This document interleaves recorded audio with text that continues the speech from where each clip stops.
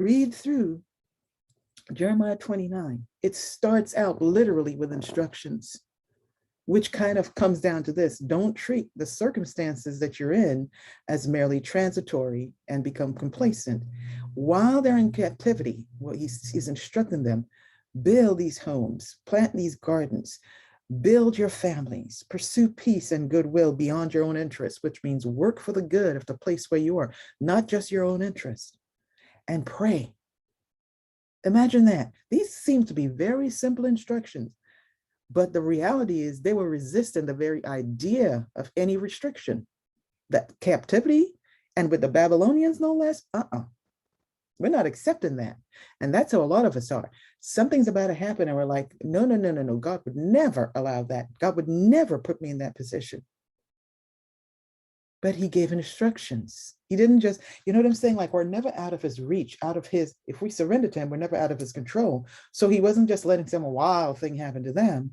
He was giving them instructions, literally telling them, this is going to be the circumstances for a while. But while you're in it, don't get complacent. Do what I tell you to do. Build these homes, plant these gardens. So basically, build your families, take care of home, pursue peace and goodwill with others beyond your little comfort zone, so to speak, and pray.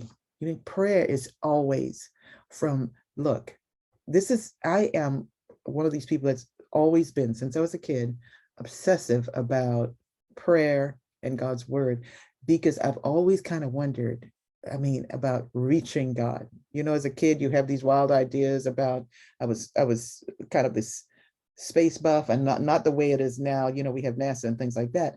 But just when I look up and out in nature, as a kid, it always had me like, wow, how does that come to be? You know, of course, we as kids that grew up in church, you always hear these little Bible stories. But I'm one of those people. It's like this desire to, like, God, how did you do all this? You know, and it fascinated me.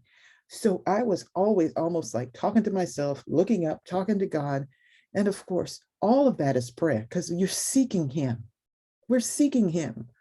We're not just seeking things from him, we're seeking him. This is a great and powerful posture. And we don't need to, you know, of course, as we mature more, we learn how to pray in different ways.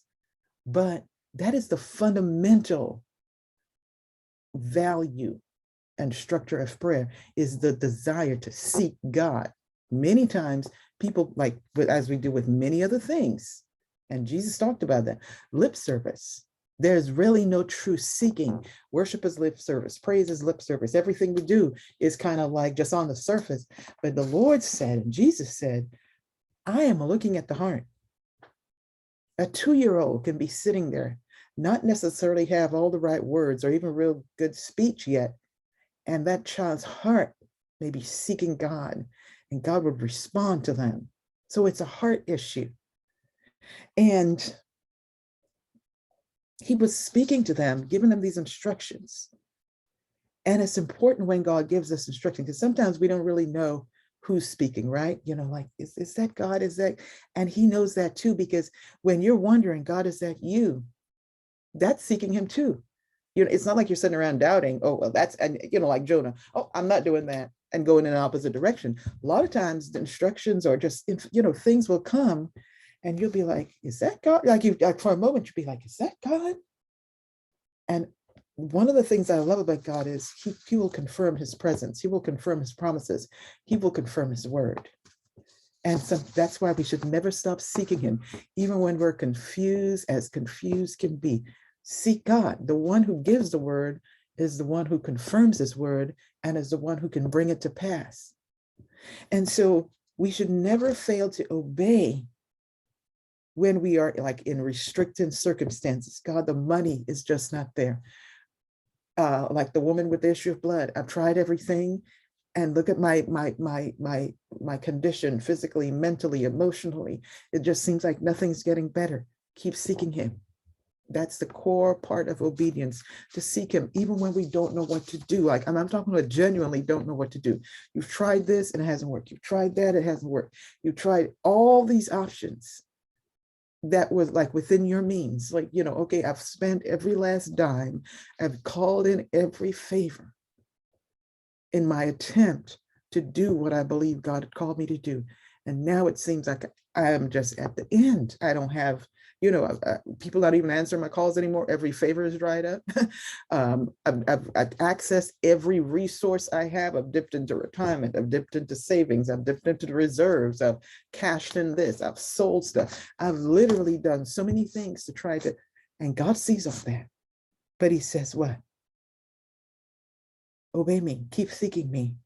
Because when we do that, this peace that's talked about later in the chapter, that one that we always grab onto, I know the plans and the peace to bring your future and hope, that comes because we obey those instructions, even when it seems difficult, even when it seems that we don't even have the resources or we don't even have the ability, but we keep seeking him. Because the warnings that he gives for not seeking him, he says, and this is we often opposition. It's kind of like with the woman in the Garden of Eden. She didn't have people around, but Satan showed up, the ultimate false prophet, and started trying to mislead her. And he succeeded, because that's why this warning goes all through the Bible. Every time God gave his people instructions, there were warnings. Because what did the Lord know? Even when they were genuinely seeking to obey him, Satan would creep up through people within them. A lot of times we're worried about outsiders. Oh, these outsiders are going to come in and corrupt us, and they're going to corrupt it. Okay, but what about the inside? Because the most damage that we see in scripture, and in fact in life, when you hear people tell their stories, whether they're believers or not, almost always the damage began within a family member, a friend, a co-worker, a co-believer. It's always somebody that was close enough to inflict that wound. Jesus, prime example, because they were always seeking to get to him, but then their brilliant idea was, let's get somebody into his circle so they will have close access to him. Works every time. And so Jesus warned this, the Lord warned this in Jeremiah. He says, I've given you instructions that while you're under these restricted circumstances, here's how I want you to live. And he was basically saying, I got you. Yes, the circumstances are bad, but I got you.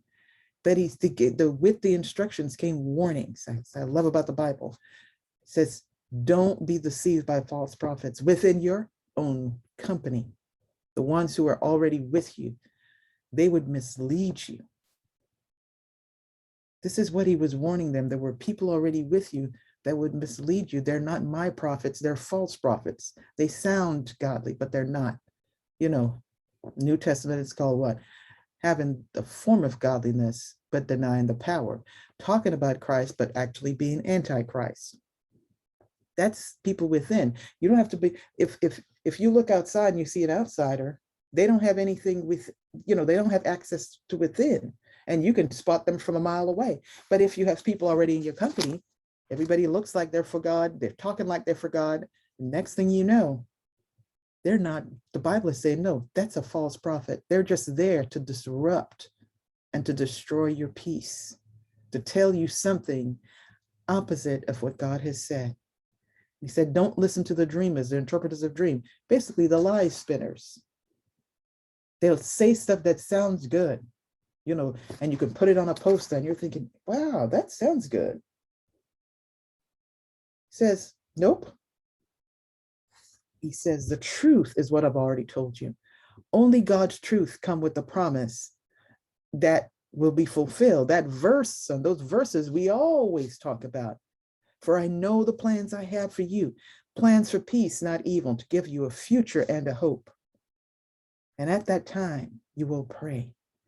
You will seek me. You see, the plans, the promise, that peace, it's tied to prayer. It's tied to our obedience. God wasn't just playing games. There is a purpose in all his plans. Prayer is tied to that promise. Every promise in the Bible is tied to our communication with God. Because ultimately what prayer does is it leads us and causes us, because if it's not doing that, we're not really praying, to obey God's word. True prayer, true communication with God will always bring us to this place of, God, I'm going to listen to you and I'm going to obey you, even if I don't know what in the world I'm doing. I may be clueless, but I'm going to obey you.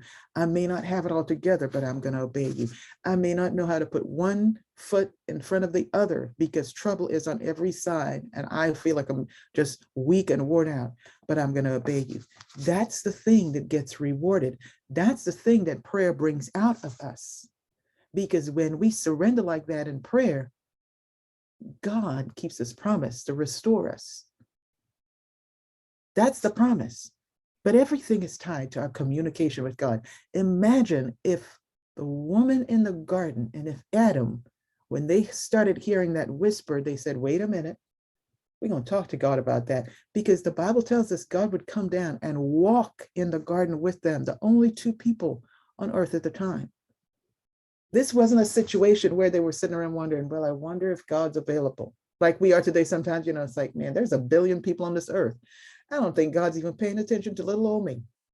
So we can, because sometimes you say, have you ever thought that sometimes? There's a lot of people, and not just a billion plus, there's a lot of suffering people. There are people that's just starvation. When you think of Yemen and Afghanistan and places where people are being beheaded, and you're thinking, me and my little problem with my car or my house, is God even paying attention to that? So we can think that now, but think back to the Garden of Eden. This perfect ecosystem, and you got two people in there.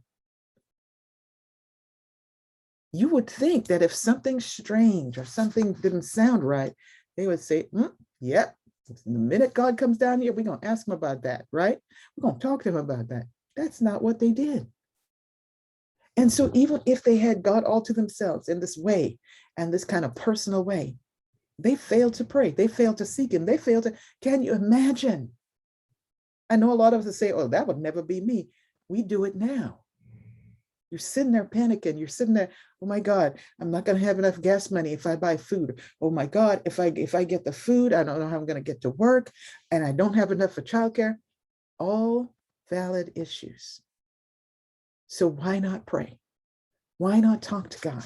Why not talk to the one who has the solution to everything, including everything you're suffering right now?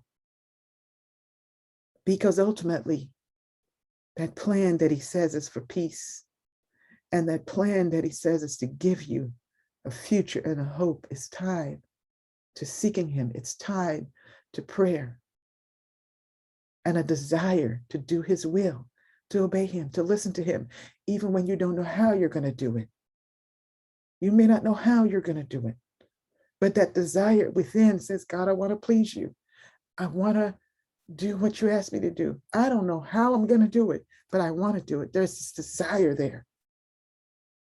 And we have to apply prayer pressure in these last remaining days of spring, even if it doesn't feel like it. The heat already feels like it's stifling you. And I know for me and a lot of other people who kind of have allergic reactions, the sun doesn't do us very well. And you feel uncomfortable, and it's beyond, I'm just saying that to minimum, but you feel a certain way because even as I was a kid, the sun would affect me in certain ways. And so when you start getting into these summer months where everybody, and the Bible talks about it too, it seems like a harvest is coming. But what if you're one of those people that the very heat itself seems like it's taking the life out of you? There's a lot of people on the heat warnings right now. Some people just die, no health issues, because it's just so hot, heat stroke. So even in the natural, you see how this particular season can be difficult for many. Storms are usually predicted, just all kinds of stuff in the natural.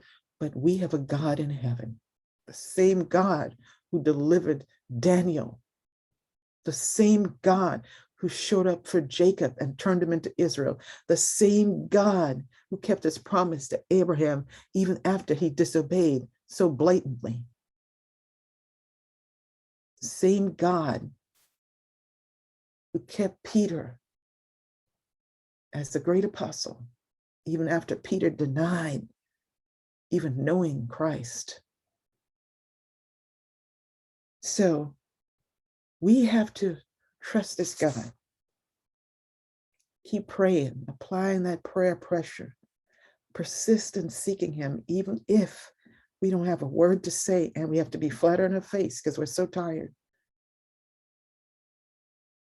Because the promise will be fulfilled for the obedient, and there'll be punishment for the disobedient. We don't want to be in the disobedient crowd. We want to learn from the past that we read about with God's people. We don't want to be those who disobey. So today we want to choose to obey God. Whatever we're going, and when you're going about your day, just with that awareness, a heightened awareness of God. A lot of times we have a heightened awareness of things that should not even be on our radar. But we need a heightened awareness of God, of his presence, of his promises, of his plans for us. And so even when we're under pressure, even when circumstances don't seem favorable, we can continue to apply prayer pressure. It's like that a pressure cooker, especially the old-fashioned ones. When that heat rose, the pressure in the pot grew to the point where it could be almost like an explosion. And God wants us to have that level of fervency, that no matter what happens, that increases that pressure on our lives, that we would be applying prayer pressure back. We don't bend or break or bow under our circumstances. We bend and we break and bow to our God. We let him make us and mold us. We let him accomplish his plans for us. I don't know what you're facing today. I can guess. Because almost everyone I know is having a very difficult season. And some people have had difficult seasons for years. And they're tempted to just give up. But Jesus said, always pray, don't give up. Always pray, don't give up. Romans 8 tells us that the Spirit of God prays for us when we don't even know what to say. And we know that Jesus is in heaven before the throne, making intercession for us. So on this weekend, where we have so many people, so many issues, whether it's the issue of fatherhood and the struggles there, we know there's a lot of struggles right now at home with fathers. People have ancient history and histories of being fatherless, so it's affecting the whole family. And whether it's the issue of slavery, which is still major in this nation, major. There are people who still believe and have that mindset. So you can be physically, okay, so physically, but that mindset says this person is that oppressive mindset. This person, we want them excluded. We want them oppressed. We don't want them here. We don't, that mindset is that's the thing Jesus died to break. That's the thing Jesus died to get us out of, because it's deadly, it's poisonous, it's violent. And as we've seen around this nation, our thoughts and our words lead to actions, and that actions have been deadly. Mass shootings, and in every other way, people have been slaughtering each other. And we need to be applying prayer pressure for our homes, applying prayer pressure for our children, applying prayer pressure for our neighborhoods, our cities, our nation, and the world. Because we are living in the times Jesus warned us about. The last days. People don't like to say it, but remember, one day what we think as a day, because a lot of people say, oh, I've got time for this and time for that. You don't know how the Lord is counting the days. He is the one who ordains our days. And I'm not talking about death in the physical. I'm talking about things are happening. You may not realize it's happening, but there are things that's happening that Jesus definitely spoke and foretold in the last days, the hour of his coming. So 1,000 years is a day is like 1,000 years. You might be sitting here and think, I've got years and years before Jesus appears or before all these things he talked about started happening. They're already happening. And we need to heed the warnings in Jeremiah 29, because we have to understand that the plans and the promises and the purposes that God has for us is tied to our willingness to pray and obey. Pray and obey. Stay in communication with God. Abide with him and listen so we can take the next thing and do the next thing, even when we don't know and have all the details and have all that, because a lot of us now, we've gone from the old days of having our little paper planner.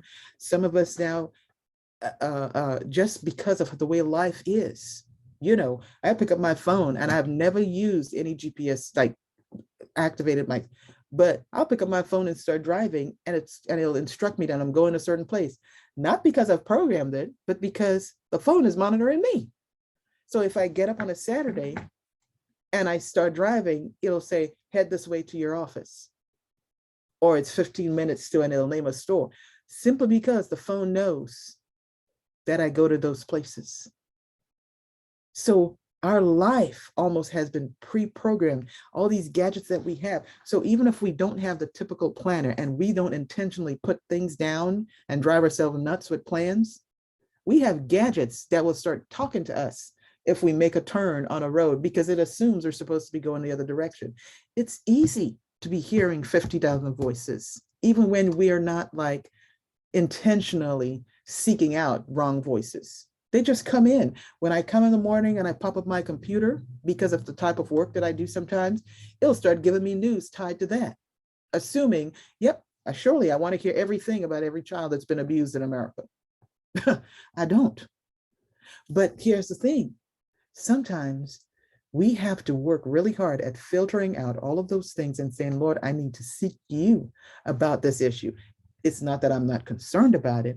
It's because I'm concerned about it that I'm choosing to pray instead of worry. Because if I worry, I'm not going to help. If I worry, I start feeling worse, because I already feel bad when I hear the news. If I start worrying, I feel worse. So I have had to train myself when I get news, whether it's from a personal friend or, an associate. I may not know them well, but I may know, sometimes the family in passing or something like that, or somebody I don't know at all. You hear something in the nation, you're going, I don't know the people in Alabama who were killed at that church, but I know I don't want to be someone. I have I have family all over this nation, out of the country. I don't want to be them to be the one sitting at a church potluck, what's more traditional than a church picnic? Most of us who grew up in little churches or know that after service, a lot of times people stayed and communicated and had meals together. Many times, sometimes because, everybody couldn't afford, but they wanted everybody to have. It's a biblical model.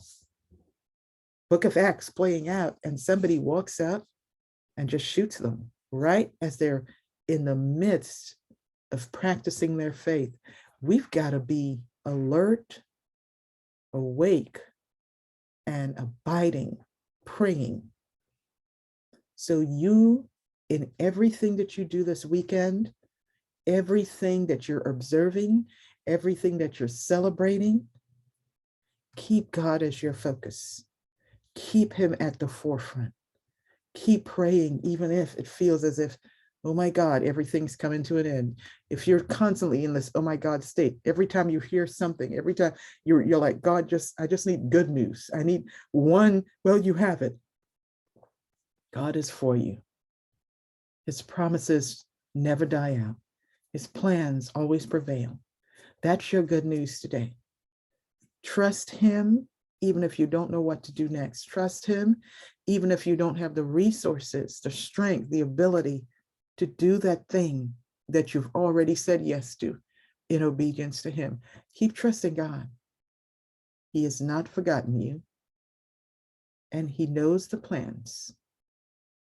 He wants to prosper you. He wants you to have peace.